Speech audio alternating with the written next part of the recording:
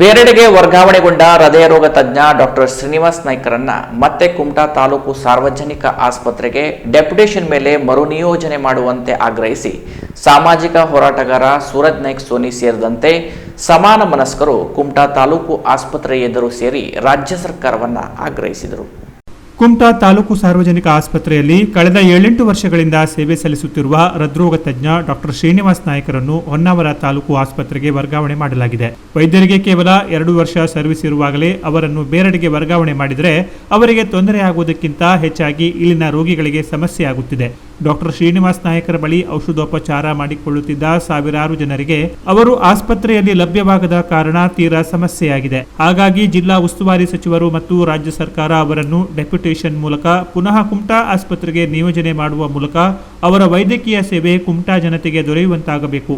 ಒಂದು ವೇಳೆ ಸರ್ಕಾರದ ಈ ನಡೆಯಿಂದ ಬೇಸರಗೊಂಡು ವಿಆರ್ಎಸ್ ಪಡೆದರೆ ಜನರಿಗೆ ಅನ್ಯಾಯವಾಗುತ್ತದೆ. ಹಾಗೇನಾದರೂ ಆದರೆ ನಾವು ಸುಮ್ಮನಿರಲ್ಲ ಎಂದು ಸೂರಜ್ ನಾಯ್ಕ್ ಸೋನಿ ಮತ್ತು ಗಣೇಶ್ ಭಟ್ ವಗೋಣ್ ಅವರು ಸರ್ಕಾರವನ್ನ ಎಚ್ಚರಿಸಿದರು.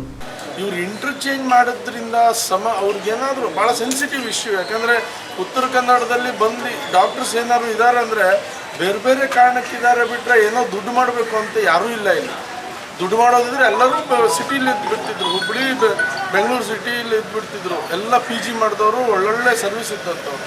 ಆದರೆ ಅವ್ರ ಊರು ಅಂತ ಯಾರ್ಯಾರ್ದು ಭಾವನೆ ಮತ್ತೆಲ್ಲ ಊರಿನವ್ರ ಭಾವನೆ ಇಟ್ಕೊಂಡು ಇಲ್ಲಿ ಬಂದಂಥವ್ರು ಅವರು ಡಿಸ್ಟರ್ಬ್ ಆಗಬಾರ್ದು. ಅವ್ರು ಏನಾದರೂ ಈ ಒಂದು ಟ್ರಾನ್ಸ್ಫರಿಂದ ಅವ್ರು ರಾಜೀನಾಮೆ ಕೊಟ್ಬಿಟ್ರು ಅಂದರೆ ನಾವು ಸುಮ್ಮನೆ ಕೊಡೋಕ್ಕಾಗೋದಿಲ್ಲ. ಯಾಕಂದರೆ ಇದು ಬಡವರ ವಿರುದ್ಧ ಆಗ್ತದೆ, ಜನಪರ ಆಗೋದಿಲ್ಲ. ಇದು ಅವರ ಸೇವೆ ಅತ್ಯಮೂಲ್ಯ. ಈ ಒಂದು ಕರಾವಳಿ ಭಾಗಕ್ಕೆ ಇರಲೇಬೇಕು. ಅದಕ್ಕಾಗಿ ನಾವು ಬಂದಿದ್ದೀವಿ. ಅಂಥದ್ದೇನಾದರೂ ಅವರು ಏನಾದರೂ ಒಂದು ಮನಸ್ತಾಪ ಮಾಡಿ ಬೇಡಪ್ಪ ನನಗಿಲ್ಲ ಅಲ್ಲಿ ಹೋಗೋಕ್ಕಾಗೋದಿಲ್ಲ ನಾ ರಾಜೀನಾಮೆ ಕೊಟ್ಟು ಹೊರಗೆ ಬರ್ತೀನಿ ಅಂದರೆ ನಾವು ಉಗ್ರ ಹೋರಾಟಕ್ಕೆ ಇಳಿಬೇಕಾಗ್ತದೆ.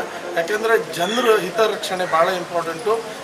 ಇಲ್ಲಿಯ ಜನ ಅವರ ಒಂದು ನಾಡಿ ಮಿಡಿತ ಏನಿದೆ ಅಂದರೆ ಈ 3 ಡಾಕ್ಟರ್ಗಳು ಅತ್ಯಂತ ಅವರು ಮುತ್ತು ರತ್ನ ಇದ್ದಂಗೆ ಅವ್ರನ್ನ ಉಳಿಸ್ಕೋಬೇಕು ಅನ್ನೋದು. ವಿಶೇಷವಾಗಿ ಶ್ರೀನಿವಾಸ್ ಡಾಕ್ಟ್ರನ್ನು ಕುಮಟಾದವರು ಇಲ್ಲಿ ಉಳಿಸ್ಕೋಬೇಕು ಅನ್ನೋ ಒಂದು ಅತ್ಯಂತ ದೊಡ್ಡ ಭಾವನೆ ಇಟ್ಕೊಂಡಿದ್ದಾರೆ. ಹಾಗಾಗಿ ಸೆನ್ಸಿಟಿವ್ ಇಶ್ಯೂವನ್ನು ಸರ್ಕಾರ ಭಾಳ ಸೂಕ್ಷ್ಮವಾಗಿ ಗಮನಿಸಿ ಅವ್ರು ಯಾವುದೇ ರೀತಿ ರಾಜೀನಾಮೆ ಕೊಡ್ತಿದ್ದಂಗೆ ನೋಡ್ಕೋಬೇಕು ಮತ್ತು ಇಲ್ಲಿ ವ್ಯವಸ್ಥೆ ರೀಸ್ಟೋರ್ ಆಗಬೇಕು ಅನ್ನೋದು ನಮ್ಮ ಒತ್ತಾಯ. ಕೂಡ ಈಗ ಬಂದಿದ್ದಾರೆ. ಆದರೆ ಡಾಕ್ಟರ್ ಶ್ರೀನಿವಾಸ್ ನಾಯ್ಕರಿಗೆ 2 ವರ್ಷ ಇರುವುದರಿಂದ ಅವರನ್ನೇ ನಾವು ಪ್ರಶ್ನೆ ಮಾಡಿ ಕೇಳಲಾಯಿತು. ಅವ್ರು ಹೇಳಿದರು ತನಗೆ 2 ವರ್ಷ ಉಂಟು, ತಾನು ಹೇಳಲಿಕ್ಕೆ ಬರುವುದಿಲ್ಲ, ನನ್ನ ನಿರ್ಧಾರ ಏನು ಅಂತ ಇನ್ನೂ ನಾನು ಫಿಕ್ಸ್ ಮಾಡಲಿಲ್ಲ. ಹೋಗಬೇಕೋ ಅಥವಾ VRS ತಗೊಳ್ಬೇಕೋ ಏನು ಅಂತ ಬಹಳ ಗೊಂದಲದಲ್ಲಿದ್ದರು. ಆದರೆ ನಾವೆಲ್ಲ ಹೇಳಿದ್ವಿ, ಈಗಾಗಲೇ 1 ಅವರ್ಗೆ ಟ್ರಾನ್ಸ್ಫರ್ ಆಗಿದ್ದಾರೆ, ಅವರನ್ನು ಪುನಃ ಕುಮಟಾದಲ್ಲಿ ಡೆಪ್ಯುಟೇಷನ್ ಮಾಡಿ ಅವರ ಪೂರ್ತಿ ಅವಧಿಯನ್ನು ಕುಮಟಾದಲ್ಲಿ ಜನರಿಗೆ ಸೇವೆ ಸಿಗುವಂತೆ ಮಾಡಬೇಕು ಅಂತ ನಾವು ಇದಕ್ಕೆ ಸಂಬಂಧಪಟ್ಟ ಸರ್ಕಾರವನ್ನು ವಿನಂತಿಸ್ತಾ ಇದ್ದೇವೆ. ಈಗ ಪ್ರಥಮದಲ್ಲಿ ಇದು ವಿನಂತಿ ಆಗ್ತದೆ.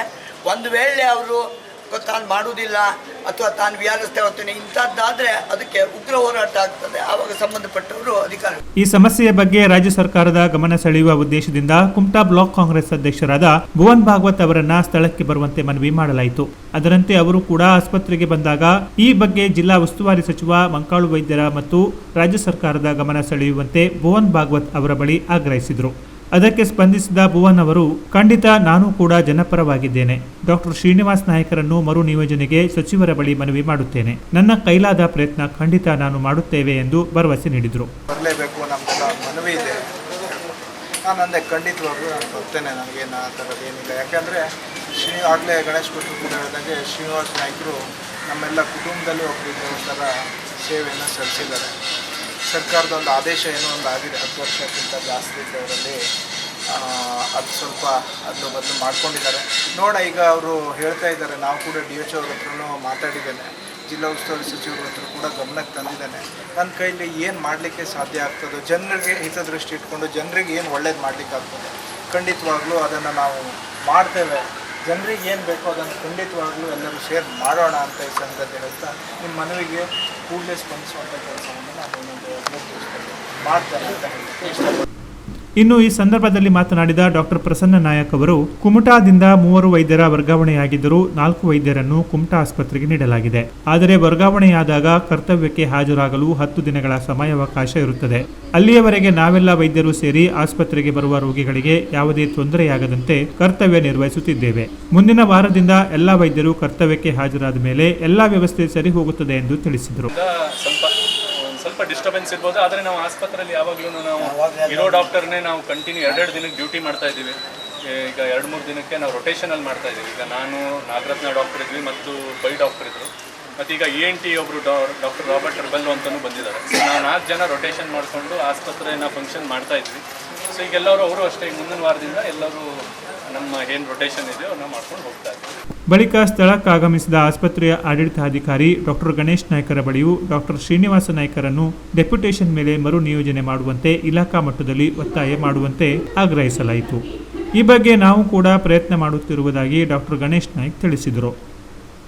ಈ ಸಂದರ್ಭದಲ್ಲಿ ಕುಮಟಾ ಪುರಸಭೆ ಸದಸ್ಯ MT ನಾಯ್ಕ್, ನಾಮನಿರ್ದೇಶಕ ಸದಸ್ಯ ಕಾಂತರಾಜ್ ನಾಯ್ಕ್, ಪ್ರಮುಖರಾದ ಶ್ರೀಧರ್ ನಾಯ್ಕ್ ಇತರರು ಇದ್ದರು. Canara plus news, Kumta.